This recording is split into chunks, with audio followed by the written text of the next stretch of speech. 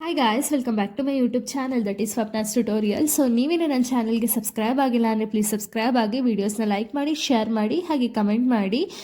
So ಇವತ್ತು ನಾನು ಮಾಡ್ತಿರೋ ಸಬ್ಜೆಕ್ಟ್ ಯಾವುದು ಅಂದರೆ ಫೋರ್ತ್ ಸೆಮ್ BComನ ಒಂದು ಪೊಯಮ್ನ ಎಕ್ಸ್ಪ್ಲೈನ್ ಮಾಡ್ತೀನಿ. ಯಾವುದು ಅಂದರೆ ಎಲ್ಲ ಮಾಯ ಅಂತ ಹೇಳಿ. ಇದನ್ನು ಬರೆದಿರೋದು ಗೊಲ್ಲಹಳ್ಳಿ ಶಿವಪ್ರಸಾದ್ ಅವರು ಇದನ್ನು ಬರೆದಿರೋದು. ಸೊ ಈ ಒಂದು ಪೊಯಮ್ ಅಂದ್ಬಿಟ್ಟು ತುಂಬ ಚೆನ್ನಾಗಿರುವಂಥ ಒಂದು ಪೊಯಮು. ಹಾಗೆ ಇದರಲ್ಲಿ ನಾವು ತುಂಬ ವಿಷಯಗಳನ್ನ ತಿಳ್ಕೊಬೋದಂತಹ ಒಂದು ಪೊಯಮ್, ಓಕೆನಾ.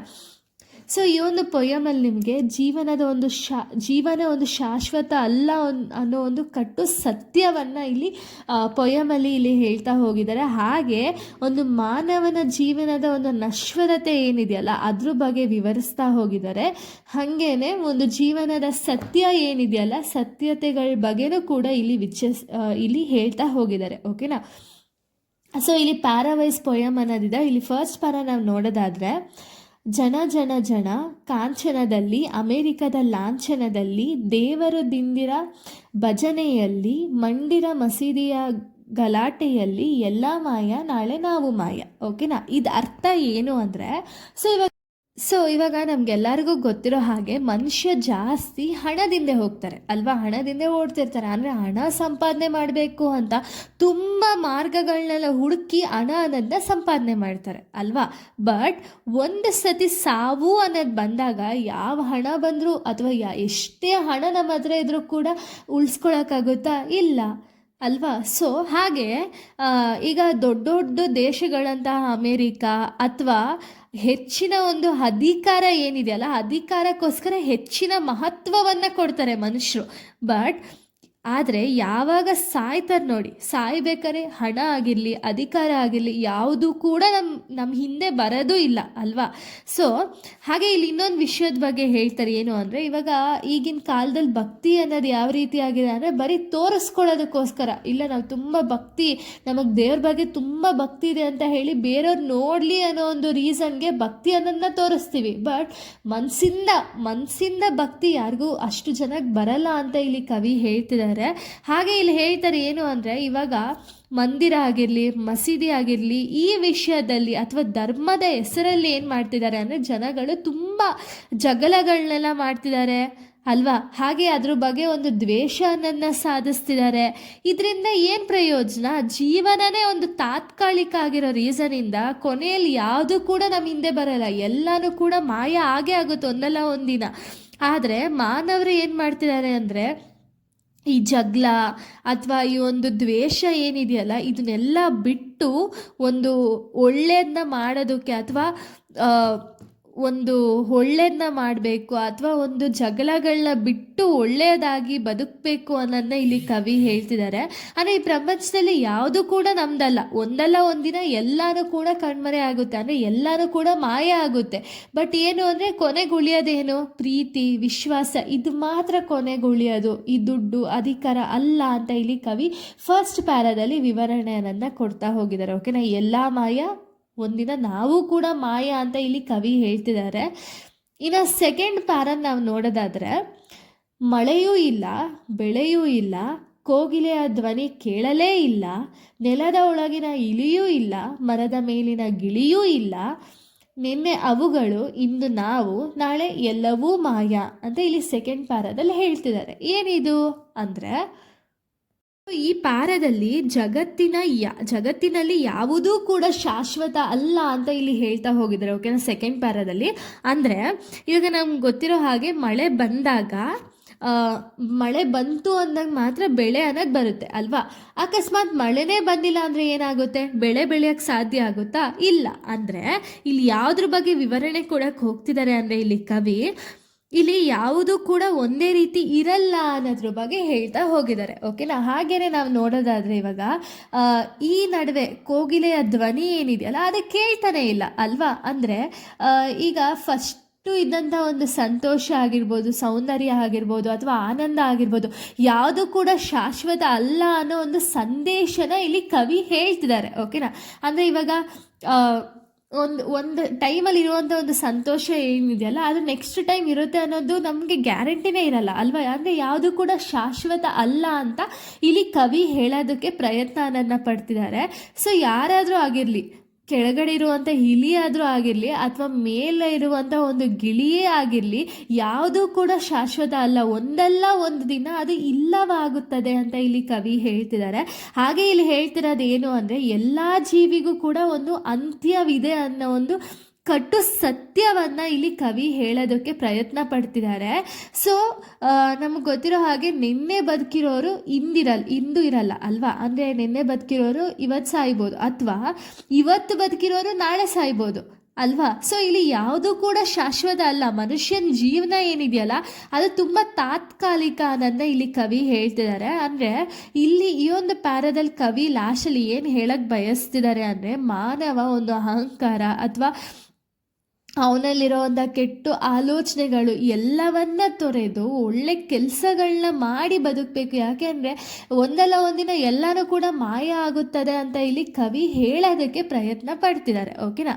ಇನ್ನು ಥರ್ಡ್ ಪ್ಯಾರನ್ ನಾವು ನೋಡೋದಾದರೆ, ಅಪ್ಪ ಅಮ್ಮರ ಕಾಲದಲ್ಲಿ ಗುಂಡು ತೋಪುಗಳು ಇದ್ದವು ಅಣ್ಣ, ಮೋಡಗಳನ್ನೇ ಗದುರಿ ಅವುಗಳು ಮಲೆಯನ್ನು ತರುತ್ತಲೇ ಇದ್ದವು ಅಣ್ಣ, ಮುಚ್ಚಿ ಹೋದವು ಬತ್ತಿ ಹೋದವು ಜಗಕ್ಕೆ ಶಾಪ ಕೊಟ್ಟು ಹೋದವು ಅಂತ ಇಲ್ಲಿ ಥರ್ಡ್ ಪ್ಯಾರಾದಲ್ಲಿ ಹೇಳ್ತಿದ್ದಾರೆ. ಅಂದರೆ ಈ ಒಂದು ಥರ್ಡ್ ಪ್ಯಾರಾದಲ್ಲಿ ಏನು ಹೇಳೋದಕ್ಕೆ ಪ್ರಯತ್ನ ಪಡ್ತಿದ್ದಾರೆ ಅಂದರೆ, ಮಾನವ ಒಂದು ಯುದ್ಧ ಮತ್ತು ಹಿಂಸೆಯನ್ನು ಕಡಿಮೆ ಮಾಡ್ಕೋಬೇಕು, ಹಾಗೆ ಪ್ರಕೃತಿ ಮತ್ತು ಜಗತ್ತನ್ನು ಏನಿದೆಯಲ್ಲ ಅದನ್ನು ಕಾಪಾಡ್ಕೋಬೇಕು ಅನ್ನೋ ಒಂದು ಸತ್ಯನ ಹೇಳೋದಕ್ಕೆ ಪ್ರಯತ್ನ ಪಡ್ತಿದ್ದಾರೆ. ಓಕೆನಾ. ಸೊ ಹಿಂದಿನ ಕಾಲದಲ್ಲೆಲ್ಲ ನಾವು ನೋಡೋದಾದರೆ ಯುದ್ಧ ಮಾಡಬೇಕಾದ್ರೆ ತುಂಬ ಗುಂಡುಗಳು ಅಥವಾ ಆಯುಧಗಳು ಇದನ್ನೆಲ್ಲ ಯೂಸ್ ಮಾಡ್ತಿದ್ರು. ಓಕೆನಾ.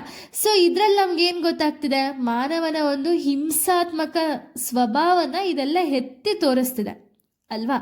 ಅಂದರೆ ಯುದ್ಧ ಅಂದಿದ ತಕ್ಷಣ ಬೇರೆಯವ್ರ ಮೇಲೆ ದಾಳಿ ಮಾಡಿದ ತಕ್ಷಣ ಅವ್ರಿಗೆ ಒಂದು ಹಿಂಸೆ ಮಾಡೋದೇ ಅಲ್ವಾ ಅದು ಫೀಲ್ ಆಗೋದು. ಸೊ ಆ ಒಂದು ಸತ್ಯನ ತೋರಿಸ್ತಿದೆ ಅಥವಾ ಒಂದು ಸ್ವಭಾವವನ್ನು ತೋರಿಸ್ತಿದೆ ಅಲ್ವಾ. ಈ ಯುದ್ಧಗಳ ಒಂದು ಸದ್ದು ಅಥವಾ ಸ್ಫೋಟಕದ ಹಿಂದೆ ಏನಾಗ್ತಿದೆ ಅಂದರೆ, ಇವಾಗ ಯುದ್ಧ ಮಾಡಬೇಕಾದ್ರೆ ನಾವು ಯೂಸ್ ಮಾಡುವಂಥ ಒಂದು ಗನ್ಗಳಾಗಿರ್ಬೋದು, ಬಾಂಬ್ಗಳಾಗಿರ್ಬೋದು, ಇದರಿಂದ ಏನಾಗ್ತಿದೆ ಅಂದರೆ ಪ್ರಕೃತಿ ಸಮತೋಲನ ಏನಿದೆಯಲ್ಲ ಅದೆಲ್ಲ ಕೆದಿಸ್ತಿದೆ. ಅಂದರೆ ಅದೆಲ್ಲ ಪ್ರಾಪರಾಗಿ ಇಲ್ಲ ಅಂತ ಇಲ್ಲಿ ಕವಿ ಹೇಳ್ತಿದ್ದಾರೆ. ಹಾಗೆ ಒಂದು ಯುದ್ಧ ಮಾಡಬೇಕಾದ್ರೆ ಪರಿಣಾಮಗಳು ಏನಾಗುತ್ತೆ ನೋಡಿ, ಅದು ಹಲವಾರು ಪ್ರದೇಶಗಳನ್ನೇ ನಾಶ ಮಾಡುತ್ತೆ ಅಲ್ವಾ.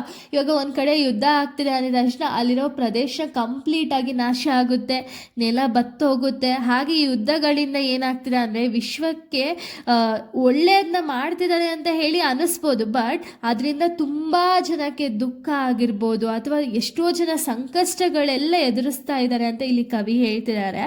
ಸೊ ಇಲ್ಲಿ ಲಾಸ್ಟಲ್ಲಿ ಕನ್ಕ್ಲೂಡ್ ಏನು ಮಾಡ್ತಿದ್ದಾರೆ ಕವಿ ಅಂದರೆ, ಯುದ್ಧಗಳು ಜಗತ್ತಿಗೆ ಲಾಭ ಅಲ್ಲ ಅಲ್ವಾ. ಇವಾಗ ಯುದ್ಧ ಮಾಡ್ತಿದ್ದೀವಿ, ಇವಾಗ ನಾವು ಖುಷಿಯಾಗಿದ್ದೀವಿ ಅನ್ನೋದಲ್ಲ, ಬಟ್ ಲಾಭದ್ರ ಬದಲು ಇದು ಶಾಪವಾಗಿ ತಿರುಗ್ಕೊಳ್ತಿದೆ ಅಂತ ಇಲ್ಲಿ ಕವಿ ಹೇಳ್ತಿದ್ದಾರೆ. ಅಂದರೆ ಕವಿಯ ಒಂದು ಮುಖ್ಯ ಉದ್ದೇಶ ಏನು ಅಂದರೆ, ಇವಾಗ ಈ ಯುದ್ಧ ಆಗಿರ್ಬೋದು ಅಥವಾ ಮನುಷ್ಯನ ಮೇಲಿರುವಂಥ ಒಂದು ದ್ವೇಷ ಆಗಿರ್ಬೋದು, ಇದು ಯಾವುದು ಶಾಶ್ವತ ಅಲ್ಲ. ಇದರಿಂದ ಏನಾಗ್ತಿದೆ ಅಂದರೆ ಪರಿಸರ ಹಾನಿ ಆಗ್ತಿದೆ, ಎಷ್ಟೋ ಜನಕ್ಕೆ ಸಂಕಷ್ಟಗಳು ಎದುರಿಸ್ತಿದ್ದಾರೆ ಅನ್ನೋದು ಇಲ್ಲಿ ಕವಿ ಹೇಳ್ತಾ ಹೋಗಿದ್ದಾರೆ ಥರ್ಡ್ ಪ್ಯಾರಾದಲ್ಲಿ. ಓಕೆನಾ. ಇನ್ನು ಫೋರ್ತ್ ಪ್ಯಾರಾ ನಾವು ನೋಡೋದಾದರೆ, ಊರ ನೆರೆಯಲ್ಲಿ ಗೋಕುಂಟೆಗಳು ಕಿಲಕಿಲನೆ ನಗುತ್ತಿದ್ದವು ಅಣ್ಣ, ಹಸಿರು ಹಾಸಿಗೆ ಮೇಲೆ ಕುರಿಗಳು ಆಟಪಾಠ ಆಡುತ್ತಿದ್ದವು, ದೂರವಾಯಿತು ಆ ಸಂಬಂಧ ಮಿತಿಯು ಮೀರದ ಆಸೆಗಳಿಂದ. ಅಂದರೆ ಸೊ ಇಲ್ಲಿ ಕವಿ ಏನು ಹೇಳಕ್ಕೆ ಪ್ರಯತ್ನ ಪಡ್ತಿದ್ದಾರೆ ಅಂದರೆ, ಹಿಂದಿನ ಕಾಲದಲ್ಲೆಲ್ಲ ನಾವು ನೋಡೋದಾದರೆ ಊರಿನ ಸುತ್ತಮುತ್ತ ಹಸು ಗುಂಪುಗಳೇನಿದ್ವಲ್ಲ ಅದು ತುಂಬ ಸಂತೋಷದಿಂದ ಓಡಾಡಿಕೊಂಡು ಗ್ರಾಮೀಣ ಪರಿಸರನೆಲ್ಲ ಕೂಡ ಸಂತೋಷದಿಂದ ಇಟ್ಕೊಂಡು ಎಲ್ಲನೂ ಕೂಡ ಆಟ ಆಡ್ಕೊಂಡಿದ್ದು ಅಲ್ವಾ. ಹಸು ಗುಂಪುಗಳೇನಿದೆಯಲ್ಲ ಅದೆಲ್ಲ. ಹಾಗೆ ಕುರಿಗಳು ಕೂಡ ಒಂದು ಹಸಿರು ಮೇಲೆ ಅಂದರೆ ಹುಲ್ಲುಗಳನ್ನೆಲ್ಲ ತಿನ್ಕೊಂಡು ಅಲ್ಲೇ ಆಟ ಆಡಿಕೊಂಡು ಎಲ್ಲ ಚೆನ್ನಾಗಿದ್ದು. ಬಟ್ ಇವಾಗ ಏನಾಗ್ತಿದೆ ಅಂದರೆ, ಈಗಿನ ಕಾಲದಲ್ಲಿ ಏನಾಗ್ತಿದೆ ಅಂದರೆ ಇದೆಲ್ಲನೂ ಕೂಡ ಇವಾಗ ಹಸು ಗುಂಪುಗಳನ್ನಾಗಿರ್ಬೋದು ಅಥವಾ ಕುರಿಗಳನ್ನ ಗುಂಪುಗಳಾಗಿರ್ಬೋದು ಇದನ್ನೆಲ್ಲ ನಾವು ನೋಡೋದೇ ತುಂಬ ಕಡಿಮೆ ಆಗೋಗಿದೆ ಅಲ್ವಾ. ಸೊ ಇವಾಗ ಏನು ಮಾಡ್ತಿದ್ದಾರೆ, ಮನುಷ್ಯ ತನ್ನ ಒಂದು ಅತಿಯಾದ ಆಸೆಯಿಂದ ಒಂದು ಅಭಿವೃದ್ಧಿ ಅನ್ನೋ ಒಂದು ಹೆಸರಲ್ಲಿ ಏನು ಮಾಡ್ತಿದ್ದಾರೆ ಅಂದರೆ ಅರಣ್ಯ ನಾಶ ಮಾಡ್ತಿದ್ದಾರೆ. ಇದರಿಂದ ಏನಾಗ್ತಿದೆ, ಹಳೆಯ ಒಂದು ಸುಂದರ ಜೀವನ ಶೈಲಿ ಏನಿದೆಯಲ್ಲ, ಈಗ ಊರ ಕಡೆನೇ ನಾವು ನೋಡೋದಾದರೆ ಇವಾಗ ಊರ ಕಡೆನೇ ಎಷ್ಟೊಂದು ಮನೆಗಳಲ್ಲಿ ಒಂದೊಂದು ಹಸು ಸಾಕಿರೋರು ಇದ್ದಾರೆ. ಆದರೆ ಅವಾಗೆಲ್ಲ ಎಷ್ಟೊಂದು ಹಸುಗಳನ್ನ ಸಾಕ್ತಿದ್ರು. ಬಟ್ ಇವಾಗ ಯಾಕೆ ಅಷ್ಟು ಕಡಿಮೆ ಆಗಿದೆ ಅಂದರೆ, ಪಾಪ ಹಸುಗಳಿಗೆ ತಿನ್ನೋಕೆ ಆಹಾರನೇ ಸಿಗ್ತಿಲ್ಲ ಅವ್ರಿಗೆ. ಅದಕ್ಕೆ ಏನು ಮಾಡ್ತಿದ್ದಾರೆ, ಮನೆಗಳೆಲ್ಲ ಹಸುಗಳ ಸಂಖ್ಯೆನೇ ಕಡಿಮೆ ಆಗ್ತಿದೆ ಅಲ್ವಾ. ಈ ರೀತಿ ಒಂದು ಏನದು ಹೊಸ ಜೀವನ ಶೈಲಿ ಏನಿದೆಯಲ್ಲ ಆ ಜೀವನ ಶೈಲಿಗೋಸ್ಕರ ಹಳೆ ಜೀವನ ಶೈಲಿನ ನಾಶ ಮಾಡಿ ಬದುಕ್ತಿದ್ದಾರೆ. ಅಂದರೆ ಒಂದು ನಾಶವಾಗ್ತಿದೆ ಅನ್ನೋದನ್ನ ಇಲ್ಲಿ ಕವಿ ಹೇಳ್ತಿದ್ದಾರೆ. ಸೊ ಇಲ್ಲಿ ಕವಿ ಏನು ಹೇಳಕ್ಕೆ ಪ್ರಯತ್ನ ಪಡ್ತಿದ್ದಾರೆ ಅಂದರೆ ಮಾನವನ ಒಂದು ಅತಿಯಾದ ಆಸೆಗಳಿಂದ ಏನಾಗ್ತಿದೆ ಅಂದರೆ ಪ್ರಕೃತಿ ಅನ್ನೋದು ನಾಶ ಆಗ್ತಿದೆ ಅಲ್ವಾ. ಸೊ ಇವಾಗ ಪ್ರಕೃತಿನ ಕಾಪಾಡ್ಕೊಳ್ಳೋದು ಉಳಿಸ್ಕೊಳ್ಳೋದು ನಮ್ಮ ಜವಾಬ್ದಾರಿ ಅನ್ನೋದನ್ನ ಇಲ್ಲಿ ಕವಿ 4th ಪ್ಯಾರಾದಲ್ಲಿ ಹೇಳೋದಕ್ಕೆ ಪ್ರಯತ್ನ ಪಡ್ತಿದ್ದಾರೆ. ಓಕೆನಾ. ಇನ್ನು ನೆಕ್ಸ್ಟ್ 5th ಪ್ಯಾರಾನ ನಾವು ನೋಡೋದಾದರೆ ಎಣಿಸಲಾಗದಷ್ಟು ಎಷ್ಟೋ ಗಿಡಗಳು ಎನಿಸಲು ಕೂಡ ಇಲ್ಲವಾದವು, ಗುಡುಗು ಮಿಂಚಿನ ಮಳೆಯ ಹನಿಗಳು ಇಣುಕಿ ನೋಡದೆ ಎಲ್ಲ ಹೋದವು, ಕಾಡು ಕಣಿವೆಗಳು ಕಾಣದಾದವು, ಗಿಡ ಮರಗಳು ಬಳ್ಳಿಗಳು ಇಲ್ಲವಾದವು. ಅಂದರೆ ಸೊ ಇಲ್ಲಿ 5th ಪ್ಯಾರಾದಲ್ಲಿ ಏನು ಹೇಳಕ್ಕೆ ಪ್ರಯತ್ನ ಪಡ್ತಿದ್ದಾರೆ ಅಂದರೆ ಪ್ರಕೃತಿಯ ನಾಶ ಮತ್ತು ಅರಣ್ಯ ನಾಶದಿಂದ ಉಂಟಾದ ಒಂದು ಪರಿಸ್ಥಿತಿಗಳ ಬಗ್ಗೆ ಇಲ್ಲಿ ಕವಿ ತುಂಬ ದುಃಖದಿಂದ ಹೇಳ್ತಾ ಹೋಗಿದ್ದಾರೆ. ಓಕೆನಾ 5th ಪ್ಯಾರಾದಲ್ಲಿ. ಸೊ ಇವಾಗ ನಾವು ಡೈರೆಕ್ಟಾಗಿ 5th ಪ್ಯಾರಾ ನೋಡೋದಾದರೆ ಹಿಂದೆ ಅಂದರೆ ಹಿಂದಿನ ಕಾಲದಲ್ಲೆಲ್ಲ ಯಾವ ರೀತಿ ಇತ್ತು ಅಂದರೆ ಎಷ್ಟೋ ಮರಗಿಡಗಳಿದ್ದು ಅಲ್ವಾ. ಫುಲ್ಲು ಮರಗಿಡಗಳೆಲ್ಲ ಕಂಪ್ಲೀಟಾಗಿ ತುಂಬಿಕೊಂಡಿದ್ದು ಅಲ್ವಾ. ಹಾಗೆ ಈ ಮರಗಿಡಗಳಿಂದ ಏನಾಗ್ತಿತ್ತು, ಕರೆಕ್ಟ್ ಟೈಮಲ್ಲಿ ಮಳೆಗಳು ಬರ್ತಿತ್ತು ಅಲ್ವಾ. ಹಾಗೆ ಜಾಸ್ತಿ ಕಾಡಿದ್ದು. ಬಟ್ ಇವಾಗ ನಾವು ನೋಡೋದಾದರೆ ಹಿಂದಿನ ಪರಿಸ್ಥಿತಿನ ನಾವು ನೋಡೋದಾದರೆ ಈಗ ಮನುಷ್ಯ ಏನು ಮಾಡ್ತಿದ್ದಾನೆ ಅಂದರೆ ಒಂದು ಅಭಿವೃದ್ಧಿ ಅನ್ನೋ ಒಂದು ಹೆಸರಲ್ಲಿ ತುಂಬ ಅರಣ್ಯ ನಾಶ ಮಾಡೋರೆ. ಅನೇಕ ಗಿಡಗಳು ಕಾಡು ಇದನ್ನೆಲ್ಲನೂ ಕೂಡ ಕತ್ತರಿಸ್ತಾ ಹೋಗಿದ್ದಾನೆ ಅಲ್ವಾ. ಸೊ ಇದಕ್ಕೆಲ್ಲ ಒಂದು ನಾಶ ಅನ್ನೋದನ್ನ ಮಾಡಿರೋ ರೀಸನಿಂದ ಏನು ಅಂದರೆ ಕಾಲಕ್ಕೆ ಕರೆಕ್ಟಾಗಿ ಮಳೆ ಅನ್ನೋದು ಸಿಗ್ತಿಲ್ಲ. ಹಾಗೆ ಈಗ ನೀವೇ ನೋಡೋದಾದರೆ ಇವಾಗ ಯಾವ ಕಾಲ ಇವಾಗ ಸಮ್ಮರ್ ಸೀಸನ್ ಆಯಿತು ಅಂದರೆ ಸಮ್ಮರಲ್ಲಿ ಒಂದೊಂದು ಸತಿ ಮಳೆ ಬರುತ್ತೆ, ಅಥವಾ ರೈನಿ ಸೀಸನ್ ಆಯಿತು ಅಂದರೆ ಸಮ್ಮರ್ ರೀತಿ ಇರುತ್ತೆ. ಅಂದರೆ ಕಾಲನೇ ಒಂದೊಂದು ಕಾಲದಲ್ಲಿ ಒಂದೊಂದು ರೀತಿ ಒಂದು ನಾಶ ಆಗ್ತಿರೋ ರೀಸನಿಂದ ನಮಗೇನು ಕೂಡ ಆ ಕಾಲಕ್ಕೆ ಏನೇನು ಬೇಕೋ ಅದೇನು ಕೂಡ ನಮಗೆ ಸಿಗ್ತಿಲ್ಲ. ಯಾಕೆ?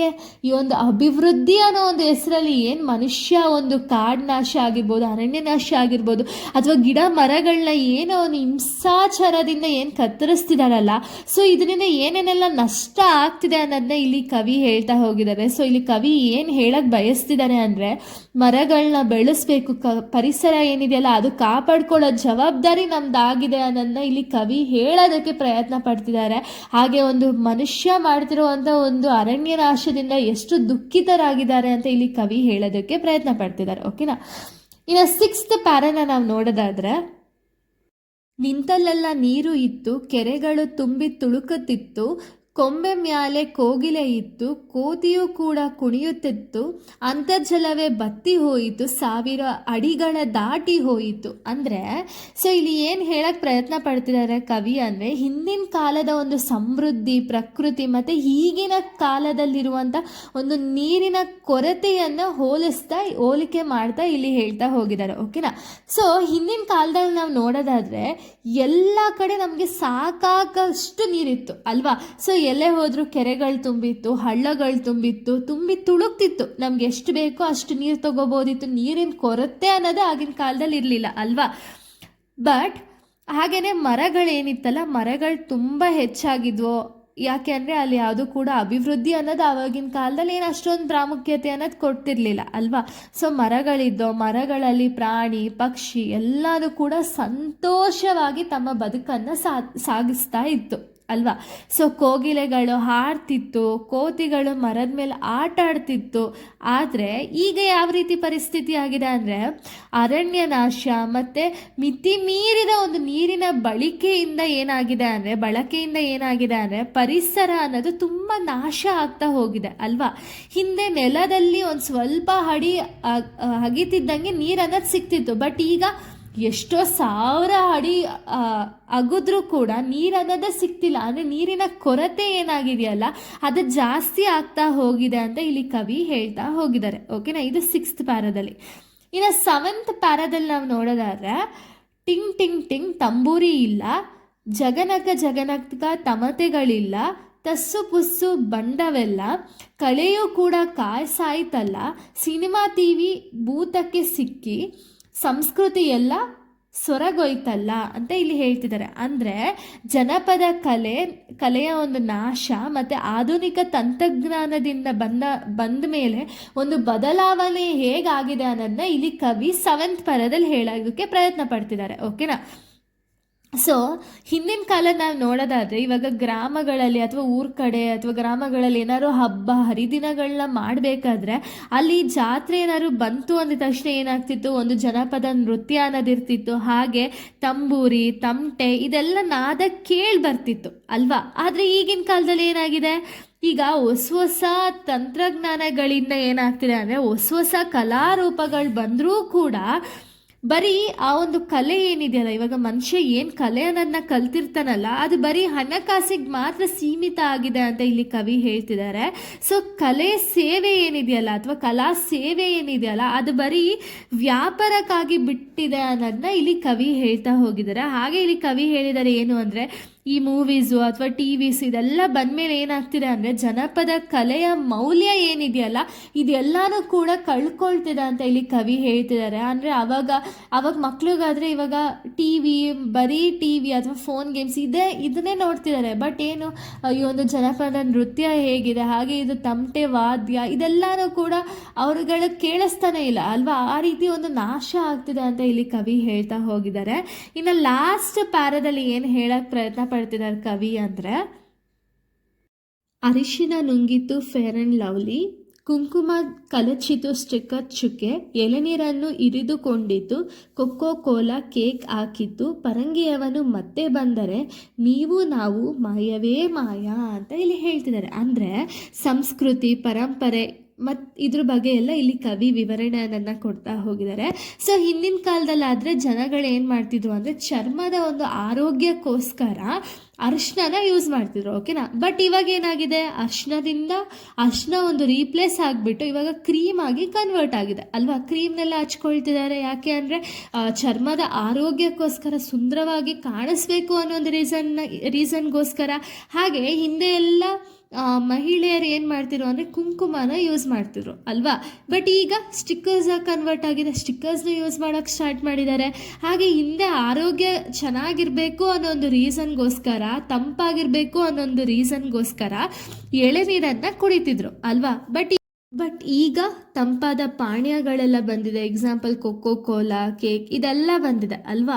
ಸೊ ಇವಾಗ ವಿದೇಶಿ ಸಂಸ್ಕೃತಿ ಮತ್ತು ವಸ್ತುಗಳ ಮೇಲೆ ಒಂದು ಪ್ರಭಾವ ಏನಿದೆಯಲ್ಲ ಅದು ಹೆಚ್ಚಾಗ್ತಿದೆ ಅಲ್ವಾ. ಹೆಚ್ಚಾದರೆ ಏನಾಗುತ್ತೆ ಅಂದರೆ ನಮ್ಮ ಸಂಸ್ಕೃತಿ ಅನ್ನೋದು ಏನಿದೆಯಲ್ಲ ಅದು ಮರ್ತೋಗುವಂಥ ಒಂದು ಚಾನ್ಸಸ್ ಇದೆ ಅಥವಾ ಮರೆತು ಹೋಗ್ಬಿಡುತ್ತೆ ಅನ್ನೋದನ್ನ ಇಲ್ಲಿ ಕವಿ ಎಚ್ಚರಿಕೆ ಅನ್ನೋದನ್ನ ನೀಡ್ತಾ ಇದ್ದಾರೆ. ಅಂದರೆ ನಮ್ಮ ಪರಂಪರೆ ನಮ್ಮ ಸಂಸ್ಕೃತಿಯನ್ನು ನಾವು ಉಳಿಸ್ಕೋಬೇಕು ಅನ್ನೋ ಒಂದು ಸಂದೇಶನ ನೀಡ್ತಿದ್ದಾರೆ. ಅಕಸ್ಮಾತ್ ಇದೇನನ್ನು ನಾವು ಉಳಿಸ್ಕೊಳ್ಳಿಲ್ಲ ಅಂದರೆ ಎಲ್ಲನೂ ಕೂಡ ಮಾಯ ಆಗ್ತಾ ಹೋಗುತ್ತೆ.